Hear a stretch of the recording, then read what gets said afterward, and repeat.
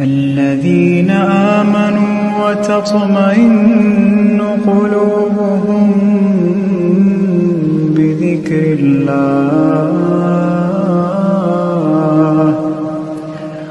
ألا بذكر الله تطمئن القلوب।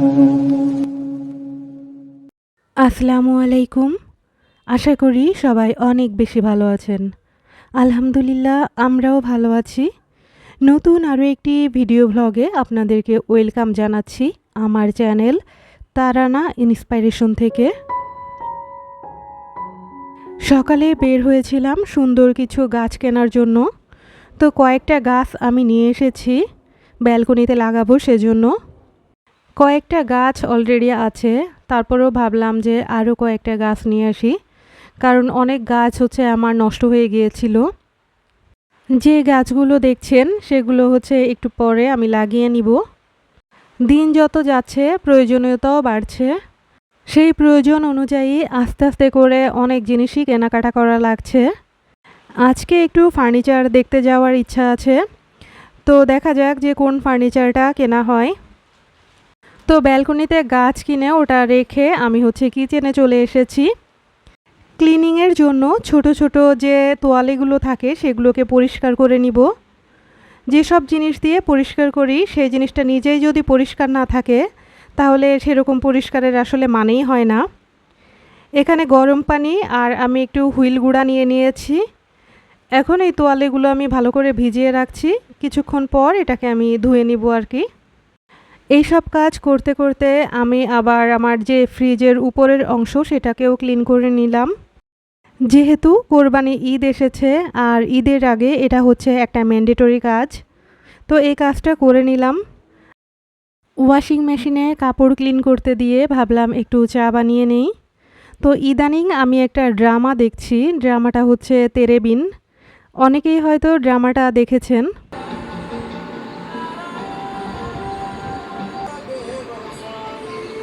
অনেক দিন আগে ব্যালকনিতে ধনিয়া লাগিয়েছিলাম, তো ওইখান থেকে গাছ বের হয়েছে, কিন্তু ওইটার ভিতরে এখন আর ওইগুলো রাখবো না, নতুন করে গাছ লাগিয়ে নিব। এই যে গাছটা দেখতে পাচ্ছেন এটা আমার অলরেডি আছে, বাট মরে গিয়েছে। যে টবটা এখন কাজ করছি ওটাই সেই গাছ। এখন আমি এই পুরাতন গাছটা তুলে নিয়ে ওই গাছটা ওর সাথে একসাথে লাগিয়ে দিব। একটা বেলি ফুলের গাছও কিনেছি, জবা গাছও কিনেছি, আবার একটা রঙন গাছও কিনেছি। গাছ লাগানোর পরে ভেবেছিলাম গাছে পানি দিব, বাট বৃষ্টি এসে অলরেডি আমাকে সেই কাজটা করে দিয়েছে। এই ইয়েলো কালারের এই ফুলটাও নতুন কিনেছি।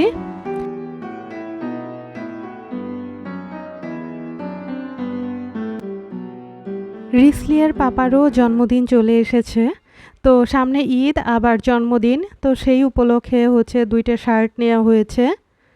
একটা একদম হোয়াইট কালারের ভিতরে, আর আরেকটা হালকা একটু পার্পেল কালার। তো রিসলিয়া সেগুলো এখন দেখিয়ে দিচ্ছে। এর মাঝে আমরা খাওয়া দাওয়া গোছল সব কিছু কমপ্লিট করে নিয়েছি। একটু পরে আমি আর রিসলিয়া কেক কিনতে বাইরে যাব।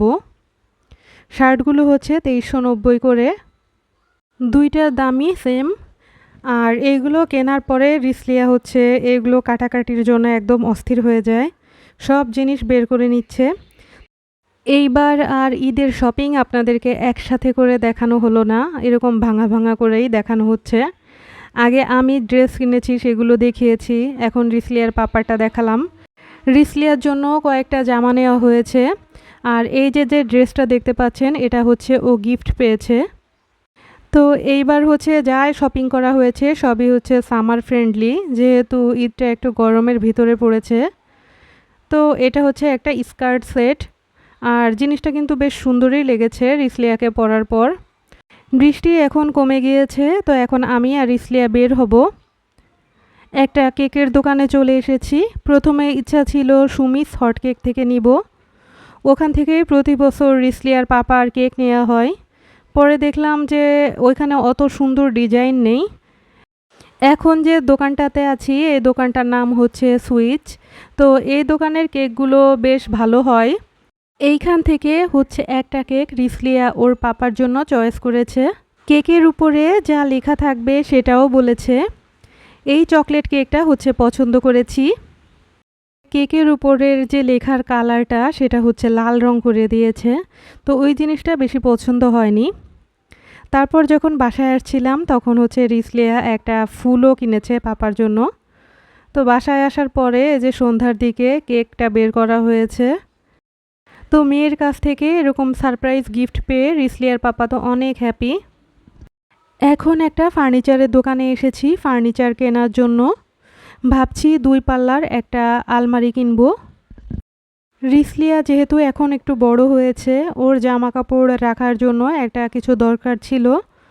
তো অনেকগুলো দোকান ঘুরেছি, অবশেষে এই দোকানটার একটা আলমারি আমার পছন্দ হয়েছে। যে রুমটার জন্য আলমারিটা নিব সেটার খাট হচ্ছে লেকার পলিশ করা।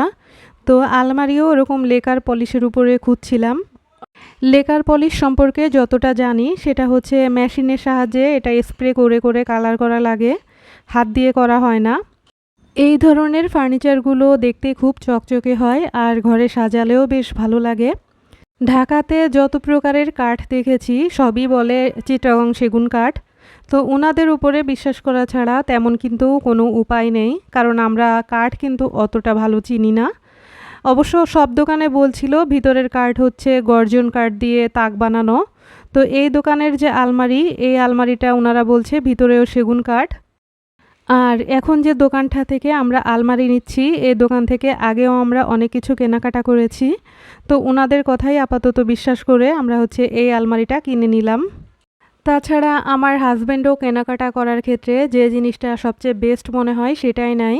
তো এই আলমারির সব কিছুই দেখা গিয়েছে যে অনেক মোটা পাল্লা অথবা সব কিছু অনেক সুন্দর। পরে অবশেষে এটাই নেওয়া হয়েছে আর কি। রাতে একটু বৃষ্টি বৃষ্টি, তো সেজন্য ভাবলাম যে একটু ভুনা খিচুড়ি রান্না করব আর লেয়ার মুরগি রান্না করব। লেয়ার মুরগি রান্না করার ক্ষেত্রে আদার পরিমাণটা একটু বেশি দেওয়া লাগে, কারণ মুরগিটা একটু শক্ত হয়। তো এখানে আমি পেঁয়াজ, আদা, রসুন, জিরা সব কিছু দিয়ে নিয়েছি। এখন দিয়ে দিচ্ছি একে একে হলুদের গুঁড়া, মরিচের গুঁড়া আর দিয়ে দিব ধনিয়া গুঁড়া। তো লেয়ার মুরগির ক্ষেত্রে একটু কষাতে হয় বেশি, কারণ মুরগিটা একটু বেশি করে কষালে এর ভিতরে মশলা যেতে একটু সুবিধা হয়। আবার আমি যখন এই যে বিভিন্ন রকমের মশলা দিই ওই মশলার ভিতরে একটু পানি দিয়ে কষিয়ে নিই, এতে করে মশলার এক্সট্রা যে স্মেল ওইটা আর থাকে না। তো এখন আমি গরম মশলা দিয়ে হালকা একটু পানি দিয়ে মশলাটা প্রথমে কষিয়ে নিচ্ছি। তারপরে এর ভিতরে মুরগি দিয়ে মুরগিটাও ভালো করে কষিয়ে নিব। বর্তমানে লেয়ার মুরগির যে দাম, গরুর মাংসের দামটাও কিন্তু মানে একদম কাছাকাছি। সব কিছুর যে পরিমাণ দাম বাড়ছে তা আসলে বলার বাইরে। তো এখন আমি মুরগিটা একটু একটু করে কষিয়ে নিচ্ছি। এখন আমি এতে লবণ দিয়ে দিব। আর মাংস রান্না করলে মাংসের গা থেকে যে পানি বের হয় তাতেই কিন্তু কষানো হয়ে যাবে। তো আমি হালকা জালে এটাকে ঢেকে দিয়েছি। ভুনা খিচুড়ির জন্য এখানে নিয়েছি 3 প্রকারের ডাল আর পোলাওয়ের চাল। ডালগুলো হচ্ছে ছোলার ডাল, মুসুরের ডাল আর মুগ ডাল। তো শুধু মুগ ডালটা হচ্ছে ভেজে নিচ্ছি, কারণ অন্য ডালগুলো ভাজা লাগে না। এখন হচ্ছে আমার মাংস কষানো শেষ হয়ে গিয়েছে, এতে ঝোলের পানি দিয়ে দিয়েছি। পোলাওয়ের চাল দিয়ে ভুনা খিচুড়ি রান্নার ক্ষেত্রে একটু টেকনিক অবলম্বন করা লাগে। তো এখানে আমি পেঁয়াজ ভেজে নিয়ে এর ভিতরে গরম মশলা দিয়ে আদা বাটা, রসুন বাটা, জিরা বাটা দিয়ে দিচ্ছি। তারপর দিয়ে দিব লবণ, হলুদের গুঁড়া, মরিচের গুঁড়া আর ধনিয়া গুঁড়া। এইগুলো দিয়ে আমি হচ্ছে ডালকে আগে প্রথমে সুন্দর করে ভুনে নিব। ডাল ভুনা ভুনা হয়ে গেলে এর ভিতরে হচ্ছে হালকা একটু পানিও দিয়ে দিব। ডালটা কিন্তু সিদ্ধ হতে একটু সময় লাগে, তাই অল্প একটু পানি দিয়ে এটা ঢেকে রাখবো। আর এভাবে ঢেকে 20% মতো রান্না করে নিব। এই কাজটা যদি আমি না করি তাহলে দেখা যাবে পোলাওয়ের চাল সিদ্ধ হয়ে গিয়েছে, কিন্তু ডাল ওদিক দিয়ে কাঁচা থেকে যাবে। সেজন্য এই টেকনিকটা একটু অবলম্বন করে রান্নাটা করা লাগবে। এবার আমি ডালের ভিতর দিয়ে দিয়েছি রসুন আর কাঁচামরিচ। এবার চালটা দিয়ে খুব সুন্দর করে ভুনা ভুনা করে নিব, যেন কোনো কিছুর গায়ে একটুও পানি না থাকে। এখন যে চালের ভিতরে পরিমাণ মতো পানি দিতে হবে। পরিমাণ মতো বলছি কারণ অনেকে ভুনা খিচুড়িটা চায় একটু নরম নরম হবে, আবার অনেকে চায় একদম পারফেক্ট হবে। তো যার যেরকম ইচ্ছা সেরকম করে পানি দিয়ে নেবেন আর কি। সব কাজ গুছিয়ে করতে করতে অনেকটা রাত হয়ে গিয়েছিল, তারপরেও আলহামদুলিল্লাহ সব কিছু কমপ্লিট করতে পেরেছি। আর রান্নাটাও অনেক পারফেক্ট হয়েছিল। মাংস রান্না এবং ভুনা খিচুড়ি রান্না দুইটাই সবাই অনেক প্রশংসা করেছে। একটা প্লেটে সব কিছু সার্ভ করে নিয়েছি। যে আলমারিটা কিনেছি ওটা আর বাসায় আসার পরে আপনাদেরকে দেখানো হয়নি, ওটাকেও আমি দেখিয়ে দিব। এতক্ষণ পর্যন্ত যারা আমার ভিডিওটা দেখছেন, ভিডিওটা ভালো লেগে থাকলে লাইক কমেন্ট শেয়ার করতে ভুলবেন না। আর নতুন হলে সাবস্ক্রাইব করে আমার পাশে থাকার রিকোয়েস্ট রইল। এই যে আলমারি, এটা হচ্ছে পরদিন সকালবেলা আপনাদেরকে একটু দেখিয়ে দিচ্ছি।